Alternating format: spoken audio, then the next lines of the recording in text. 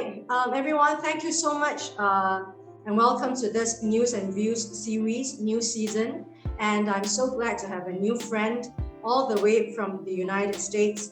And before I invite him to introduce himself to the rest of us and to the new viewers and the listeners also on podcast and on radio, on Talk About Live and on IOW Network. But this show is going to be played on YouTube Talk About Live, and it's going to be also played on the #1 award-winning professional podcast TV, Lifestyle TV USA by Dr. Mobi. Thank you so much, ladies and gentlemen. And today we've got a new season for you, which is People and Life, You and I. We're going to talk about issues about life, career, education, trade schools, and a lot of observations about life that I think as we progress in life, we look back, hey, why haven't I done that? Why did I make that stupid decision? Shouldn't I have done it differently? I think it's a lot of times we kind of like sit down, we have to take time to sit down, ladies and gentlemen, and reevaluate our lives, no matter how busy we are, because we're in this world, especially in Singapore, we are always told to go, go, go, forward, forward, and now everybody is just zoom, zoom, zoom, right? We never have a time to sit down and evaluate our lives. But you know, evaluating is so important. Even as a teacher, as an educator myself, I always tell the students, right, before you go to the next lesson, you got to stop and review your lesson before you go on to the next lesson, so that you can learn from the lesson in class. And that's what homework is all about. It's about review and learning, and then redoing it in a new way. And I think a lot of us as adults, we forget about this reviewing of our lives. And a lot of people do not. They do that for their careers, like, okay, this is my project, this is my engineering project. I find that, okay, there's weakness here, we need to have an evaluation of the project, the strength and the weaknesses, and then what can we do? And let's troubleshoot, right?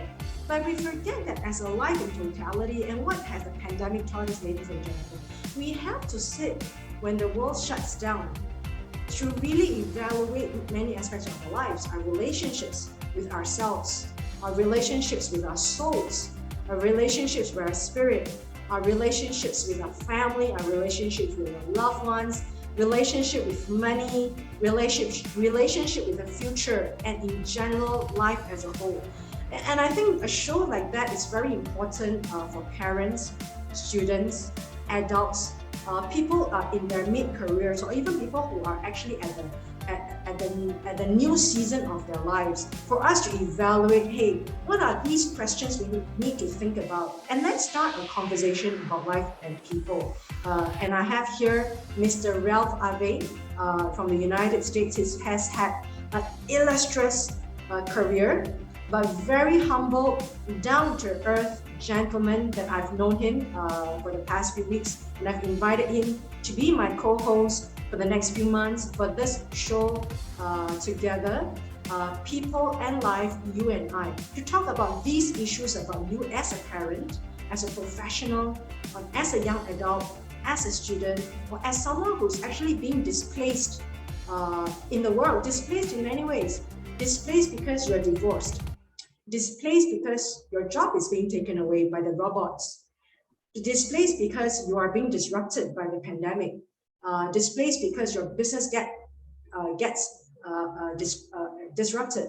So I think we're in this time of humanity that things are being jolted out of our comfort zones. We are going into a new normal with masks, without mask, vaccination, etc. So I think it's so important, this show.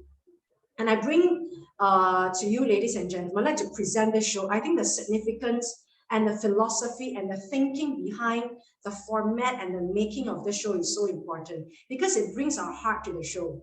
And I'd like to welcome Mr. RalphEP1 for being a wonderful co-host to dive into these life issues that we may have missed when we grow up, right? Mistakes that we should not bring it to the next generation. I would say that learning points instead of mistakes, but learning points that we should always bring forward to explore and then to expose. Thank you so much, Ralph. Welcome to Singapore, and it is 7 p.m. Singapore time on the 28th of August 2021. We are making history. Ralph, welcome to Singapore. Thank you, Vicky. Thank you for the introduction. Yeah, it's about 4:18 a.m. here. So, but it's a great opportunity to be here. Thank you again for inviting me on here. A little bit about myself. My name's Ralph Ave. I was born and raised in Hawaii to Filipino parents that migrated over. And at about 9 years old, I lost my dad to alcohol. So from then on, I was just in a single parent home, not living in, in the most well areas. But my mom did everything she could, working two jobs, making sure I had enough.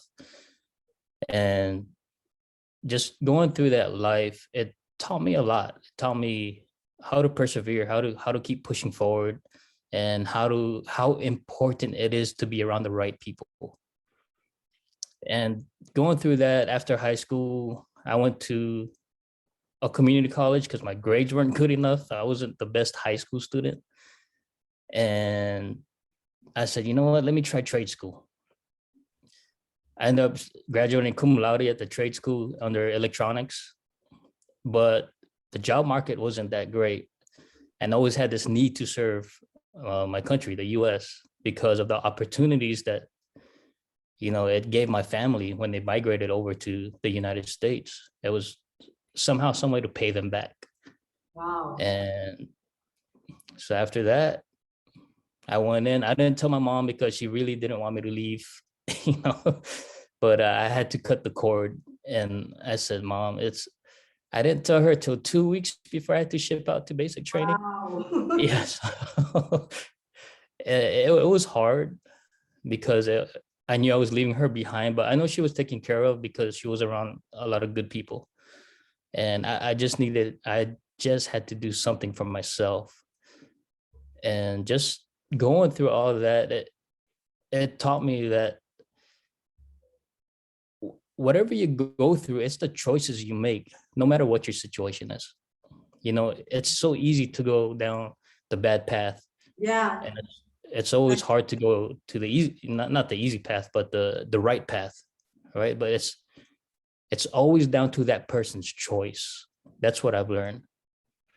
So it's up to them. Yeah, I think Ralph, um, a lot of us in a particular part of the world, especially in emerging economies, I'm talking about in many countries, right? We are in an emerging state in many countries, also in many communities in first world countries. There are emerging families that do not come from they're not born with a silver spoon or that golden spoon in their mouth. And not many of us are like a Paris Hilton, right? Yeah, but I like while we're here, Ralph, and because we are doing the show together, and I'd like to welcome you again, Ralph. This is such a significant show for us. Number one, yourself, your story, you coming from a single mom. My dad passed when I was 8-ish, Oh, wow. from liver cancer. So I do understand how a single mom feels and how they struggle as a woman. There's no help around. Yeah. But I will tell you my story a little bit later. But this show, ladies and gentlemen, I think Ralph has actually put it in a very beautiful place. That I think a lot of us started with not a lot, not a lot of rice in a pail, not a lot of food in the fridge, not a lot of dollars in the wallet, right? I always say that there must be times in your life or in your parents' life whereby you think through. They must have a time whereby they look at their wallet or their purse. There isn't a lot of coins, and they're counting even the smallest coins, right? Mm-hmm. And I think this is a time whereby, ladies and gentlemen who's viewing this, and also Ralph and I think this show gives its significance because it's a time whereby we evaluate life, whereby, hey, our forefathers actually started off with nothing, but here we are. We have good shelter. We have got a career. We probably have got some money in the piggy bank. We probably have got some extra pair of hands that we can help another person, right? I think it's a state whereby we are able to help, and because of the internet world that we are in, I think it's time that we also give back. And also with Ralph's career as a career professional coach. He is also a career professional coach, which is beautiful because he came from this illustrious career as a retired chief master sergeant of the United Nations, United States Air Force. And that's a big mouthful. United States of America Air Force, and you're the first, I should say they're the top 1% of the Air Force, and with a lot of ranks here and a lot of colors here. The lay people, when we look at it, wow, it's such a huge accomplishment. And thank you, sir, for serving humanity in your particular arena for what you have done. So Ralph and myself, and with his story, I would like to present to you the first episode that we have here. Ralph, tell us about your career now. Now that you are a retired Chief Master Sergeant, a little bit from Sergeant from there, and then going to your new career, what you do, and also your book. So after my military career, or during, I'm part of the civil service for the Department of Navy. I'm still that now while I'm transitioning into this entrepreneurship world. And well, currently I'm a GS-12. A lot of people don't understand that rank, but it's considered up there. But like I was telling Vicky earlier when we were talking on, it is, I don't really get excited about stuff even with my accomplishments, because it's just you're happy for that moment, and then the next second comes, then what do you do? So what's great about my job right now, I work with a bunch of veterans and we all work together. We can do shop talk. We don't have to worry about if we're offending anybody or not, because we all have military backgrounds, and that makes it really comfortable to be around, and we have each other's back. We still have that camaraderie. One's a Marine, he's a retired sailor, and then I'm an Air Force guy, and we all just get along really well, just because we know we have that understanding of being a veteran, and we're still in the environment where I'm fixing test equipment and they're doing the logistics stuff, and we just continue working together. And one of them I actually coach basketball with, so it's been a pretty good career. And somebody that I served with told me, hey, your leadership is different and you still made it to the top 1%. Why don't you write a book and kind of like how you are and how you made it up there? Because he said he served with me and it was not the norm of how people led. Ralph, what's the name of your book and where can we find it? So it's on eJunkie. I'll send a link, but it's on eJunkie. It's called the Modest Leader, Leading Harmony. Oh, yes, I think it's called The Modest Leader. And we should talk about your book in our future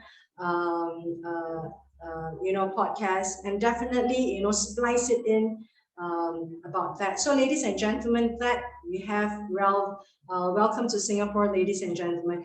Ralph, I was an educator. I've stopped teaching for some time, and I'm here in Singapore in kind of a semi-lockdown, kind of like a self-chosen isolation stage, because we're doing this. I find it so meaningful.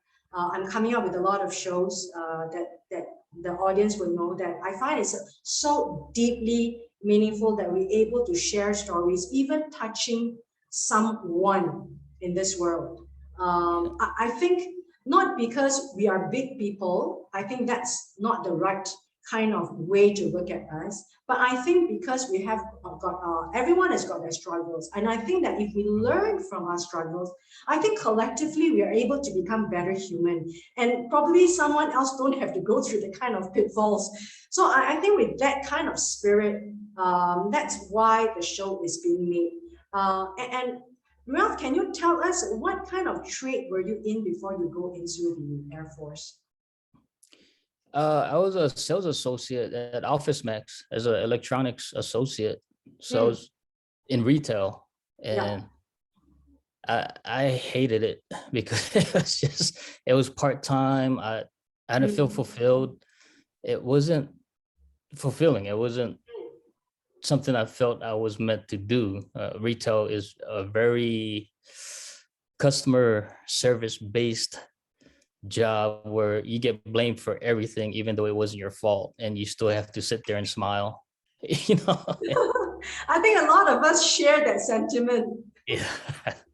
And so after 11 months of that's when I decided, let me look into the military, because it was always something I wanted to do, and I Mm. loved airplanes.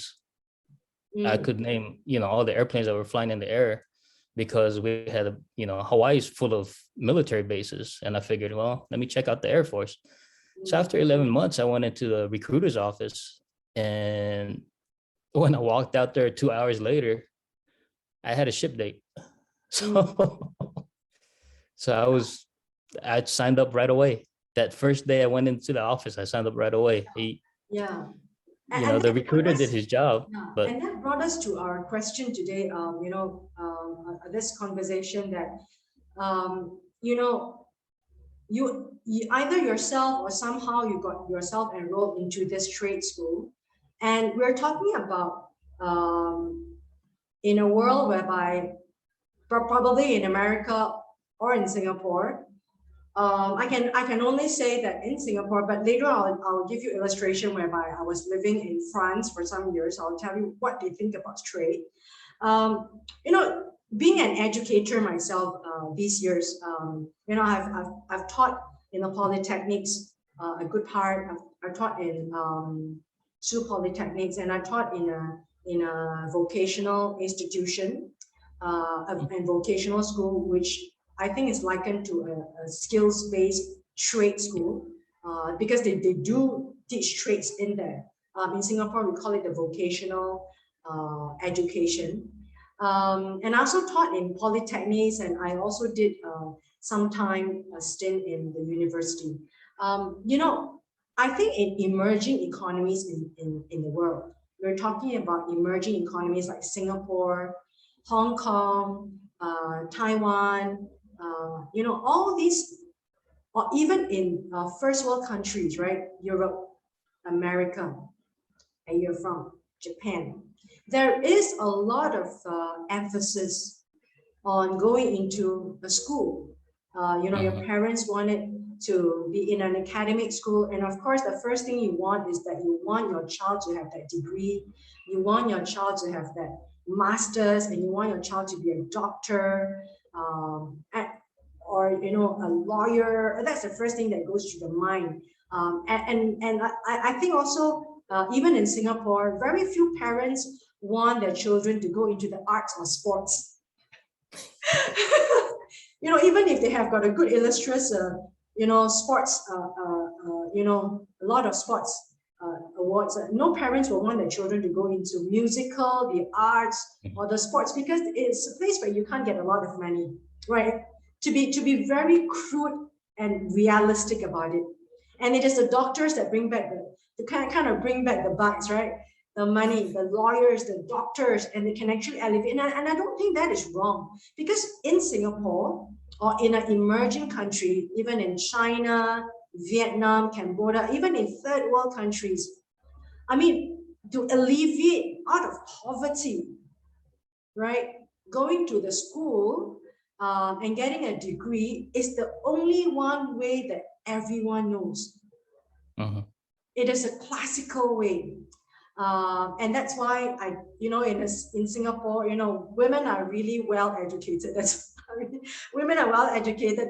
The Singapore man kind of finds that getting a Singapore woman is too daunting because they go into debates.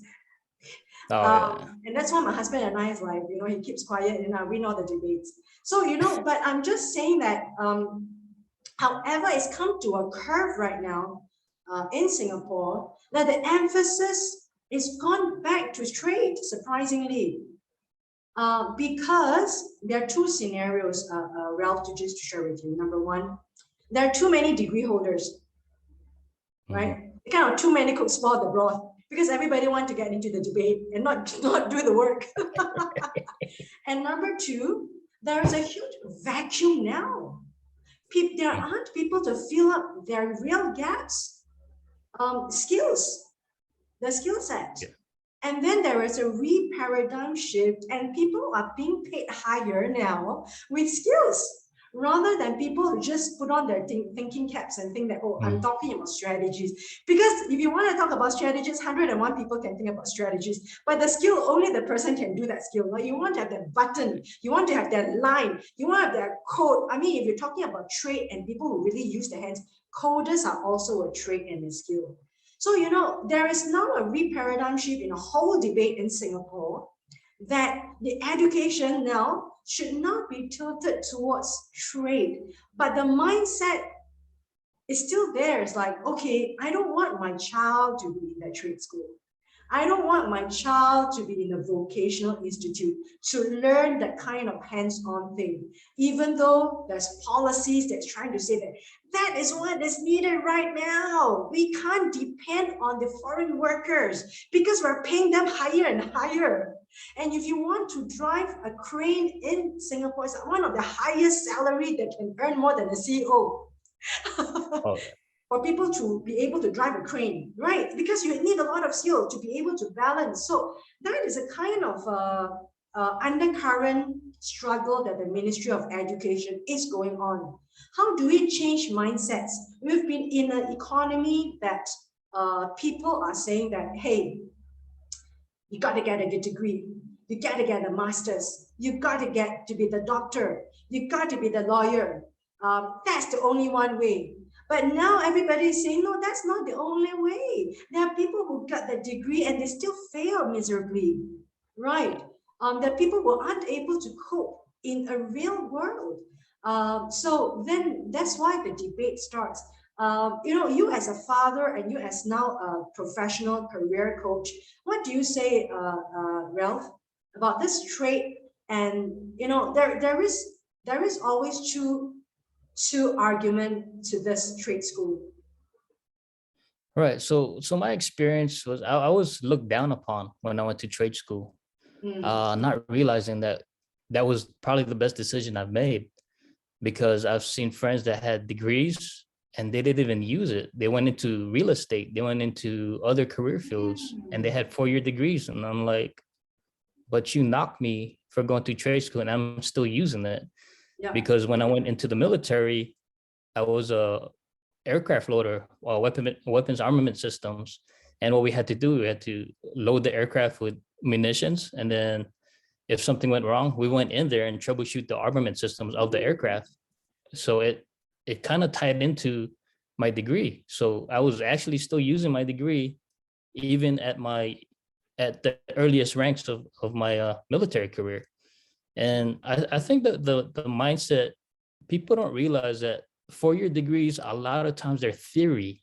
They're not really hands-on. And trade schools, they teach you right away to how to do things with your hands, you know, how to apply things, how does this work? How does this work? And they let you go figure it out, go play, you know. That's how I look at it. And I got to play with electronics, you know, so. And then I did the same thing in the military. So it kind of translated over. And my mind, because of that, my mindset now with my kids, like my daughter, she loves basketball. And I told her, if you're good enough and overseas is willing to pay you to play at 18 years old, I told her, go. Because universities will always be here.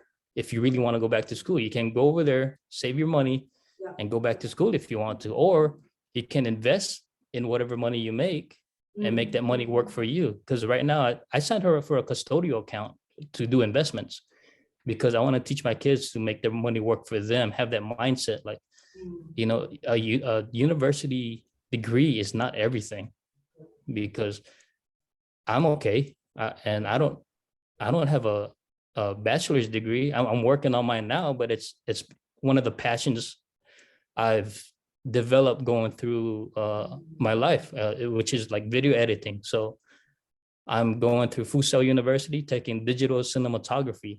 That's just a passion of mine. It's not something I want to look into a career for. That's just something I want to do as a hobby. But if they do offer a bachelor's degree for my GI Bill, and I said, you know what, I'll do that because I'm already set in my career and I want to focus on this entrepreneur thing. What right? does your wife say? So it's like there's that debate. There's that. Okay, yeah. Tell us, what does your wife say? So my wife's more about the education stuff because like my daughter, she played for 3 basketball teams at one point, and they said, what about her school? And then after a while, she graduated with like the President's Award. I think it was like cum laude, 3.0, 3.5 average. And I said, there you go. She's doing what she needs to do while following her passions, and I told her, don't pressure them degree, because there are other ways to be successful. Okay. Ralph, we're on this podcast where we talk real. Tell us about the quarrels that actually went on. So when my daughter or my other kids, when they fail, I don't really get mad at them. I tell them, okay, why did you fail? How can we figure this out together? How can you figure this out? That way you can come back from this, because we're not always going to be here as a crutch for you. And that's what I tell, like my son, he failed in 2 belts on Taekwondo. He failed his brown belt, and I think he failed his first black belt test. And I said, okay, whose fault is it? And he took responsibility. And I said, what do you have to do? He said, I have to keep practicing. I have to work harder. And I have to prove to my instructor that I can do this. I said, that's exactly what life is. It's going to knock you down. But it's how you come back from it. And my wife is more, why did you fail?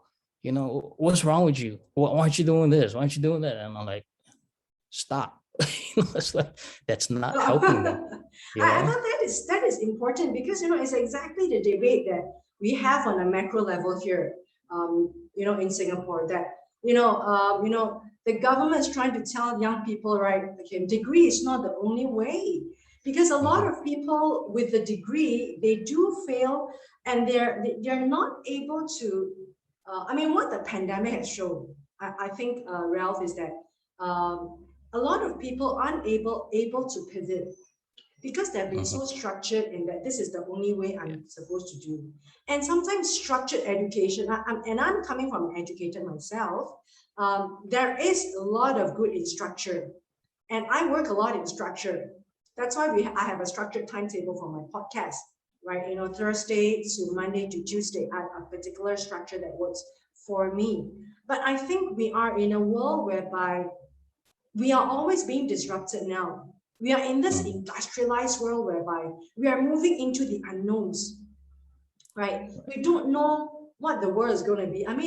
Ralph, you and I, we don't even, look at what's happening to the governments right now. If assuming that they've got the best brains, the policymakers there, they don't even know what's going to happen next month. They don't know what's going to happen next month. Should they open? Should they close their border? Should they have the mask on? Should they not have the mask on? Should they let the planes fly out? We're talking about a world whereby supposedly the best brains, right? They don't even know. Let's talk about the virus. We're talking about the best doctors. Now they're saying that, oh no, the virus doesn't work this way. The virus works this way. No, the virus works. We're talking about people don't even know the world now.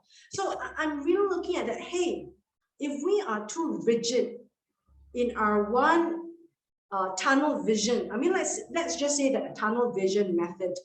If we look at the classical method whereby our parents, our grandparents, they say, okay, you've got to do this because this will lead to this result. I think that kind of formula fails already. So I'm not saying that it's bad or it's good right now. I'm just saying we're moving into the unknowns. You could possibly be going somewhere that I never knew before. So I don't think we are in a world whereby any teacher or any parent can tell us, another generation, the world is going to be like this. You've got to do this because your world is going to be like. I don't think we are that particular situation. We can tell them exactly like, okay, this is the a tried and tested formula. And this tried and tested formula, you should adopt it because it's going to kind of reap you this result. I think we are in a world whereby we can't give that anymore. We can only give them the skill set. Okay, like what you say, when the times are down, when you are being knocked, you got to get up, like what you told your kids. And I think if we don't teach the kind of skills, the kind of survival, the kind of resilience, the kind of being able to pivot, being flexible, spontaneous, and being a survival skills, and how to thrive and survive in when you are being disrupted and disrupted again, I don't think any young people can survive. Ralph, what do you think? No, especially what you said, if it's too rigid, too tunnel vision, I've never thought that way for some reason, because I guess it's how I grew up, because I had to make the choice. I was alone at a young age, and I had to make the right choices for myself. Yeah. And when I failed at something, I got punished. So, yeah. But I said, you know what? I'm not going to go down that road no more. Some people will just keep getting worse and worse. And I'm like, you know what? I need to better myself.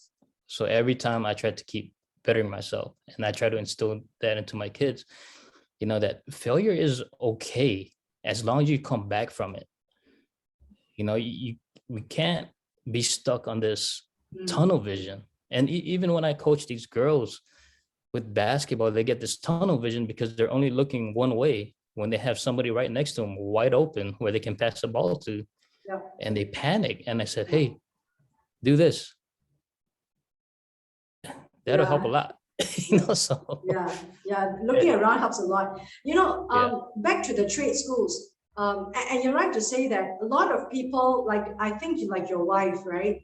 She still thinks that, okay, going into sports is a no-no, like Singaporeans parents. If the child is going to be musically talented, want to go into music, the parents will say no. And then, if the child is a good swimmer, it's always that it has to take a second step back. And, or like what you say, we have a particular trade, right, to learn electrician, to learn plumbing. But now we're actually told that the old season and old generation of the electricians and the plumbers, they're all retiring. There's a lot of vacancy of the jobs. And I think that in the world, there's millions and millions of jobs for the electrician, and they are being paid a lot. I mean, per visit in the house. It's a business.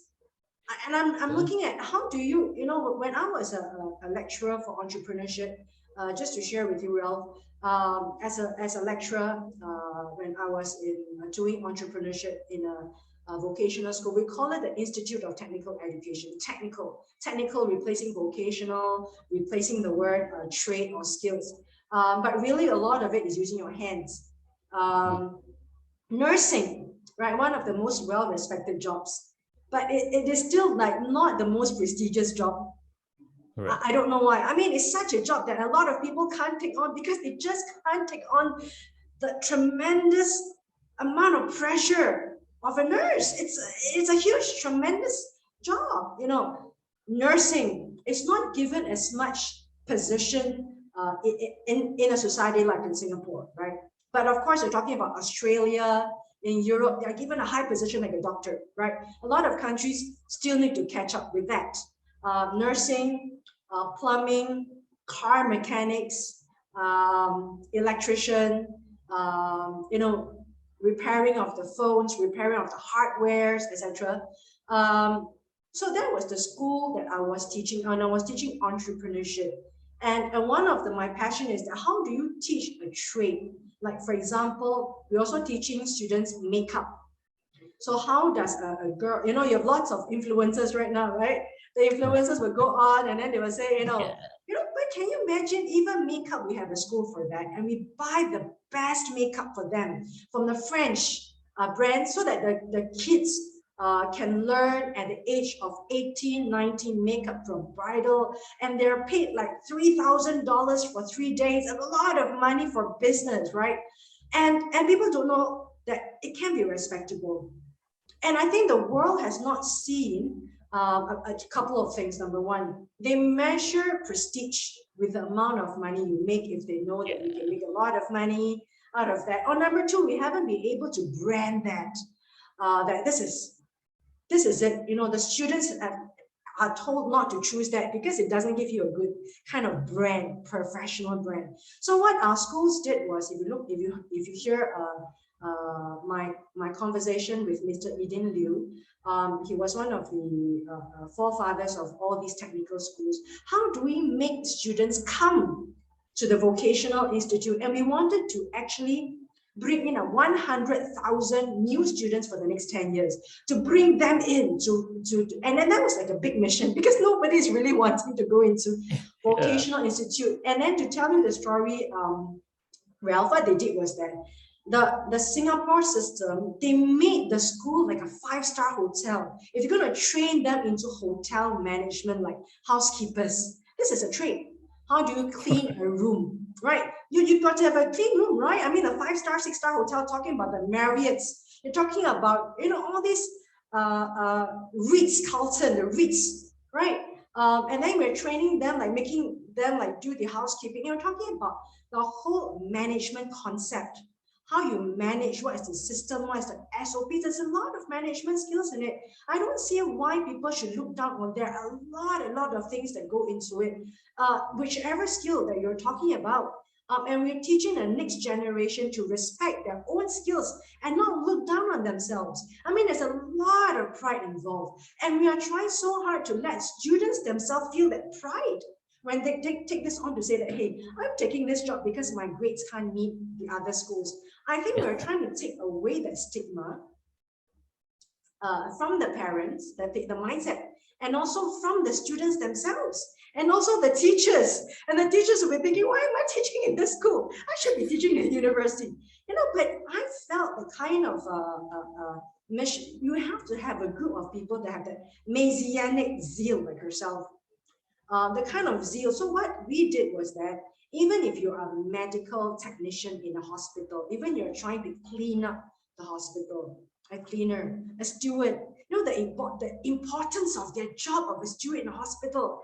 They need to clean it up for the doctors and the nurses. And I would think that whatever job we're talking about, Ralph, if you look at it, and our conversation can just blow people's mind.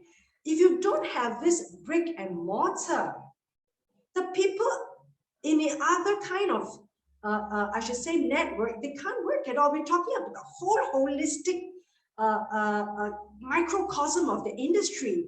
Now, we're talking about, so Eden was talking about hospital stewards. They need to clean it up.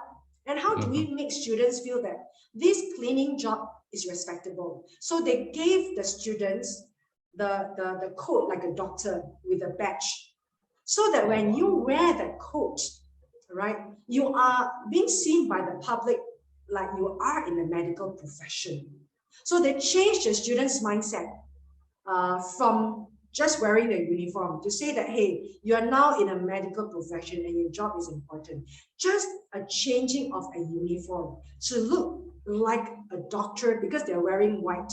So that is the change that a policymaker needs to do, just a little bit of tweak. So as educators, sometimes we think, yeah, what do we do? So sometimes a tweak, if we put our heads and our minds to it, which is not, you know, sometimes the solution is just there. Sometimes we think, why haven't I thought about that? You know, that kind of tweak changed the paradigm of the students. So the enrollment actually went up. You know, and I think we need to go into this kind of conversations that, you know, whomever is tuning in, wherever a teacher is a school, you know, we give our tips, we give some of our anxieties, some of our worries about, you know, being an educator, or even being a parent, yourself being a professional career coach.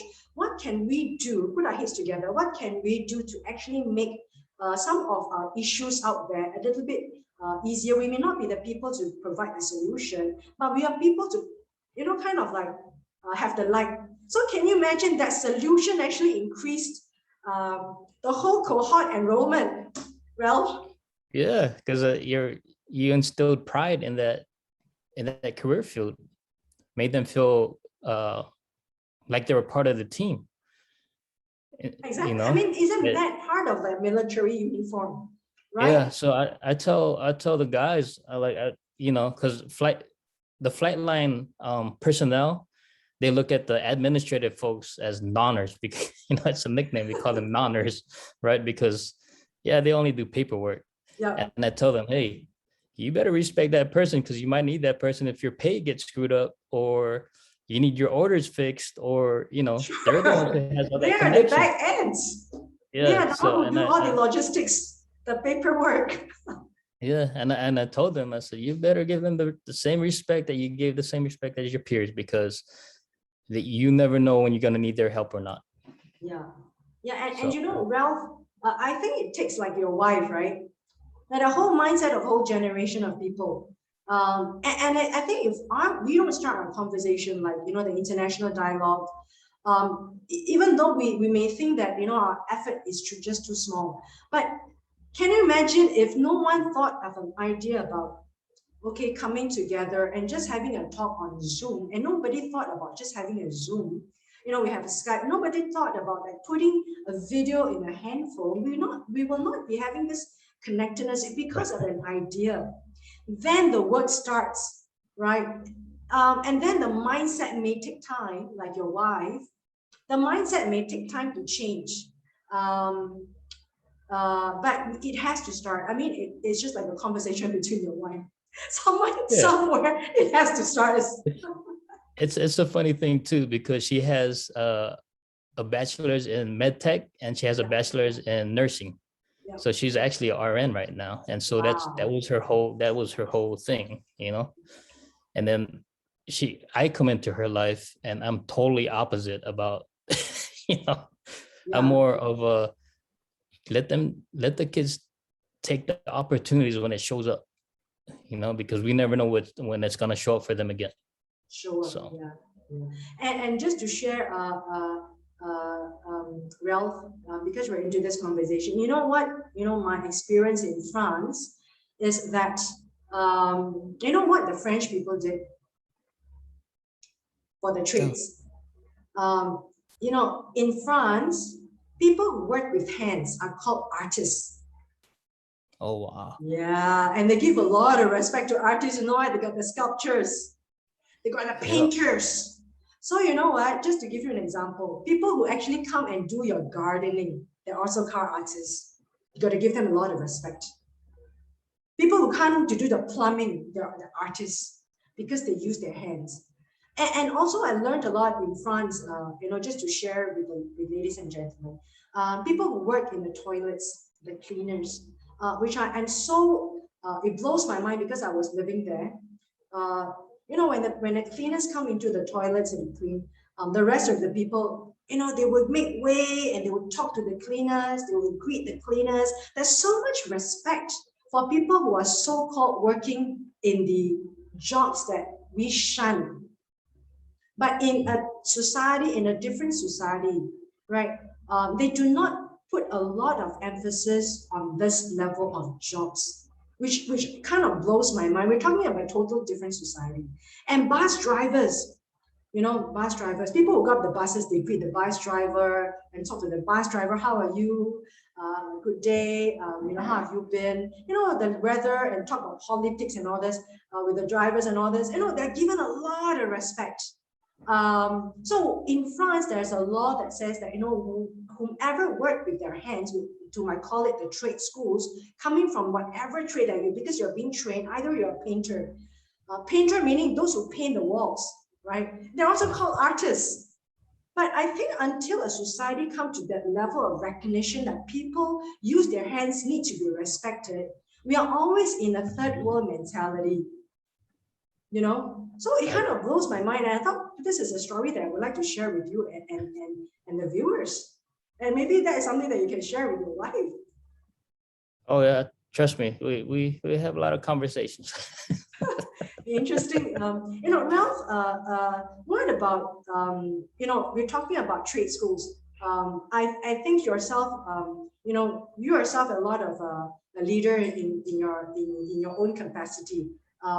motivating your student, your kids? What would you say to, the youths out there if they are like trying to decide on, okay, should I take on the offer in a trade school because I think I like to work with my hands, I love cars, right? Versus I want to go to the university to, read a book, and then I can't stay. There are people who just can't sit still for 3 hours in a lecture, right?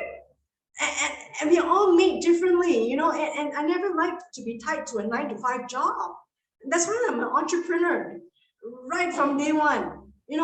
I've never used my so-called degree, but it only came in handy because I got my basic degree in accounting, in mathematics and business and all this. It kind of, came in handy, like what you said, came in handy. But I was never being able to keep seated down there 9 to 5 for anything. Well, what do you say to students out there? And what do you say as a capacity of a professional coach to some of these young people who are looking up to you?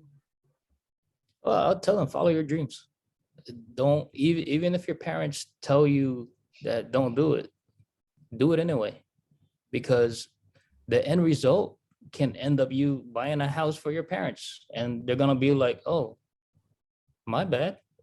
So, and I tell these kids, follow your dreams, dream big, but continue respecting your parents, continue keeping your grades up, but dream big. Shoot for the stars, shoot for the moon, because even if you don't make it to the moon, you land amongst the stars, right? So I tell these kids, because a lot of these kids are so impressionable nowadays, and they kind of follow what the parents strictly tell them or what society tells them. Like going to a university, oh, I want to go to this university. And to me, find what you want to do in life for the next 20 years after you're 18, because that will tell you, okay, try this couple years, try this couple years. Don't get in a rut where you get a degree and then you get a job and then you're miserable. I tell them at a young age, make that decision of what you really want to do, what you're passionate about, and go shoot for it, because you might never have that chance again. You still have this, your mindset is still open, your mindset is still not rigid, not what do you call it, tunnel vision yet. So I tell them, dream big. I'm here. A lot of my the guys, the folks I mentor or coach, they have my numbers, and I tell them, hey, times get hard, I'm here. And I'd like to hear you, Ralph, you being the leader of a lot of hot-blooded young male in the military. What are the 3 tips you ever gave them that you think is so useful for their careers and their lives? the 3 tips, just stay motivated. I mean, even if the work sucks, because in the military, if you're in the enlisted force, some of the work is gonna suck. Some of the places you're gonna go to are gonna suck, but stay motivated, because you never know who's watching, and that can give you even better opportunity. I've seen people where they work hard, even when it was tough. It was 12-hour shifts, 12 plus hour shifts, snow, sleet, rain. And then we get this trip to go to Alaska or someplace nice like Korea or Japan, not the desert. And they get selected first because they stayed motivated. They continue staying motivated. Motivation. Yeah. And another thing is, if there's coursework to be done, because in the military, we still have to do coursework, to get that out of the way, because that's just going to give you a lot of strain in, with doing your job, because now you're thinking about 2 things, completing this mission, and then now you have to go back and focus on your coursework. So I tell them to get all that academic stuff out of the way, and then just don't be afraid to, don't hold yourself back. If you have an idea, let me know. If you're in trouble, let me know. That way, and be truthful to me, be honest, have integrity, because that way, if you get in trouble and you tell me the truth, we can recover from that. But if you lie to me, and then I'm covering for you, or not really covering, but helping you out so that you don't get in more trouble, but you lied to me, then things are gonna get worse. So I tell them, keep your integrity, be honest with me, because I've made my mistakes before. I've gone AWOL, and luckily I was a hard worker. And they said, I didn't go AWOL on purpose. It was just a stupid decision I made, and I got stuck. The plane couldn't come back on time. So, but I wasn't on leave. And I heard from later on from my friend that I met up in Las Vegas. We were on the same crew together, and the supervisors were like, "No, he's not like that. He works hard. He called. He was honest about where he was, and he said he'll be in when he shows up. When he comes in." So I took those examples, like my own mistakes. I've damaged like $10,000 worth of damage on an aircraft because I wasn't paying attention. But I was like, God, I felt so stupid. And I'm like, you know what? Let me come back from this. So each time I felt a lot of times in the military, but because of my failures, I've learned how to, fix things for my troops. I said, all right, this is what you need to do. Don't get down on yourself. I'm not going to get down on you. And the feedback I give them is, if you work hard for me, I'll take care of you. That's the feedback I give them.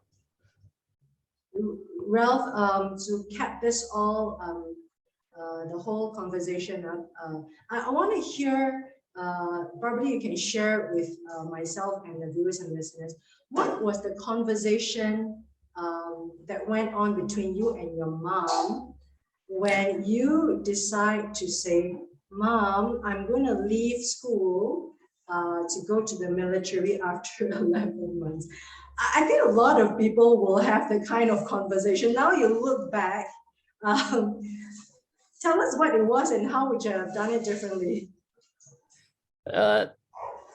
So here's the story. So when I graduated my trade school, the CIA came down and I interviewed with them, and they wanted a follow-up interview after that. I guess I did well on the first interview, and I said, oh man, I missed the second one because I had to work.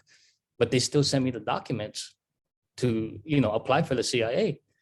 And I was like, I don't think at that time I still had that cord with my mom, right? I was still connected to my mom.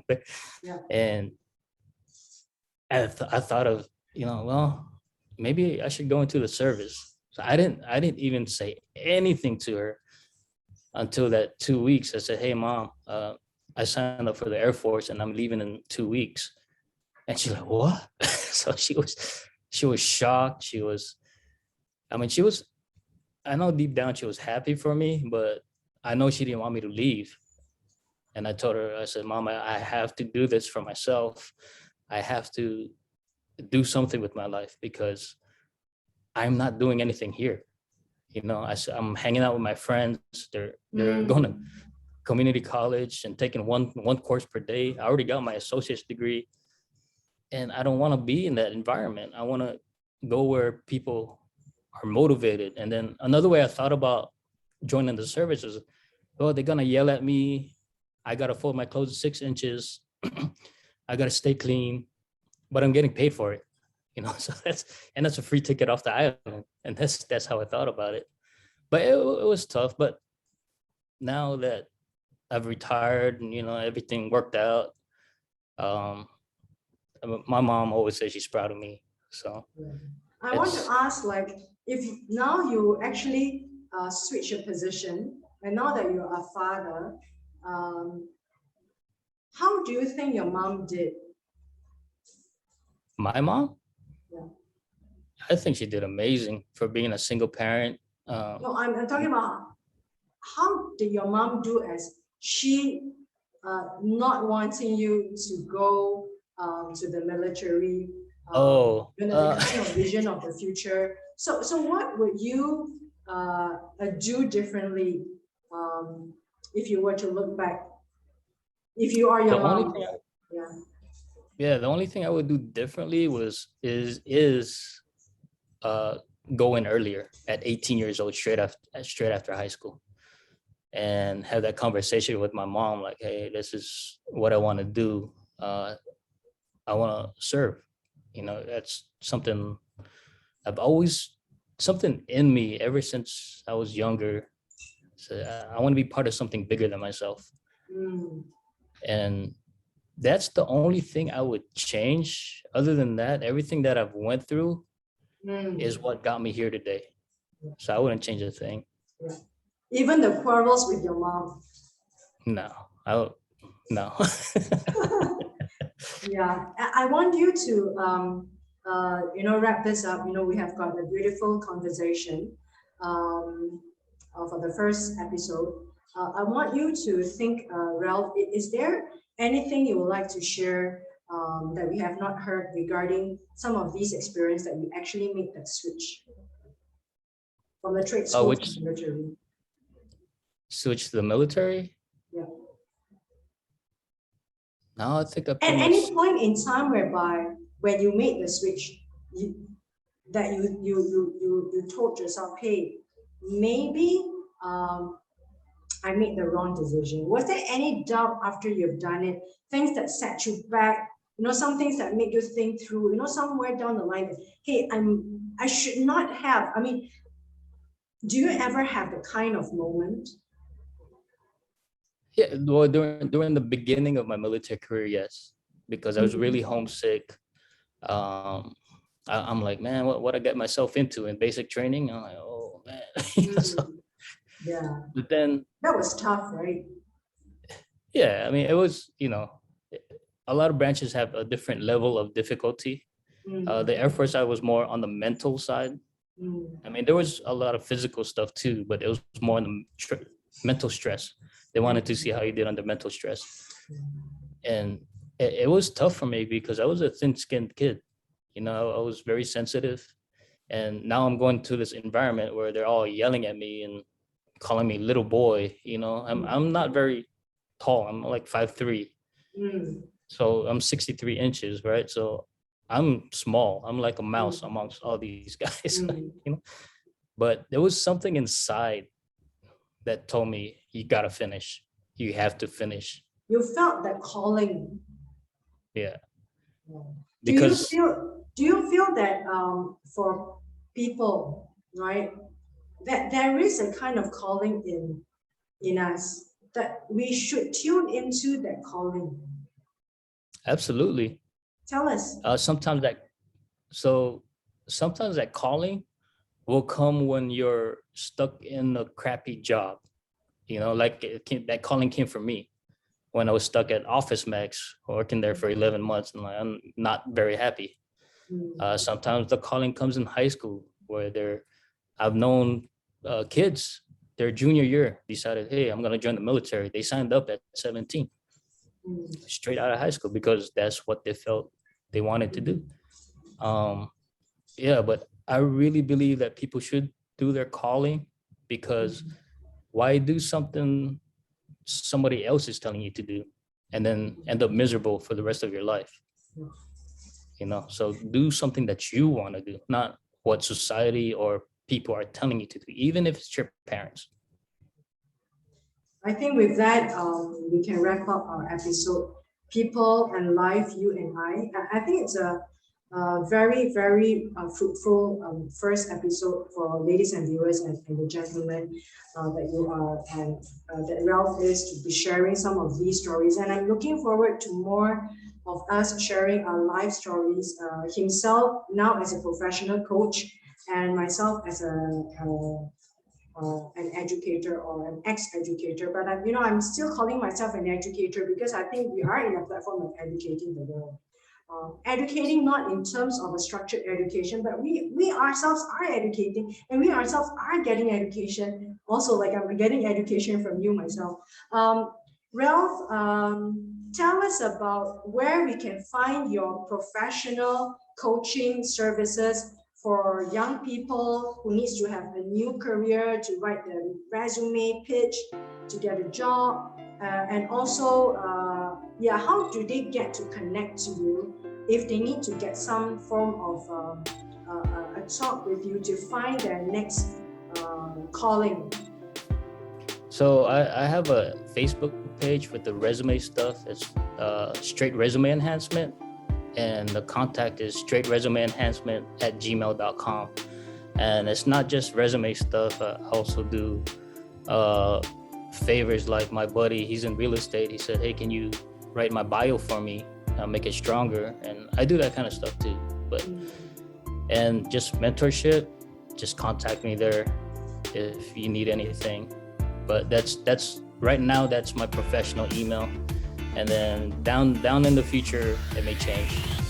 But that's currently what it is. And I understand that, you already have in plans your professional career coaching services for young people. If there are any teachers listening in or any young person listening, they can always talk to Mr. RalphEP at his email there, and we can always stop. That's the beautiful of a podcast, right? Stop and rewind and find out what you just said. It's always there, right? So, stop and listen to what he just said regarding his email and his Facebook. To me, resume, especially in Singapore, is number one. It's the only pitch that you can make amongst the competition to the potential employer.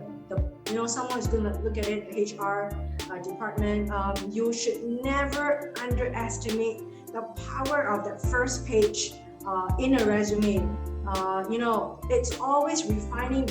And for Mr. RalphEP, he does resume writing, because the resume writing, even myself as a career coach and myself as someone who teaches students, that one page or 7 pages or the 18 pages of resume with all your documents, that's your life.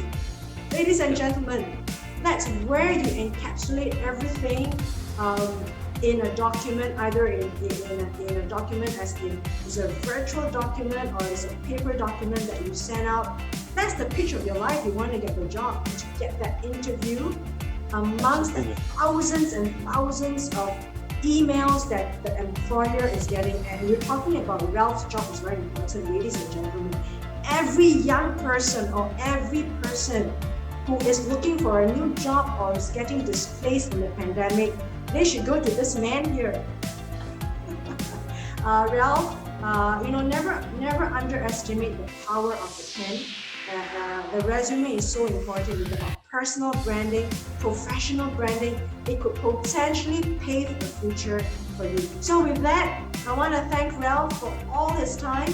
And I want to also thank the ladies and the viewers. Either you're tuning in now or this video that's going to go there for perpetuity.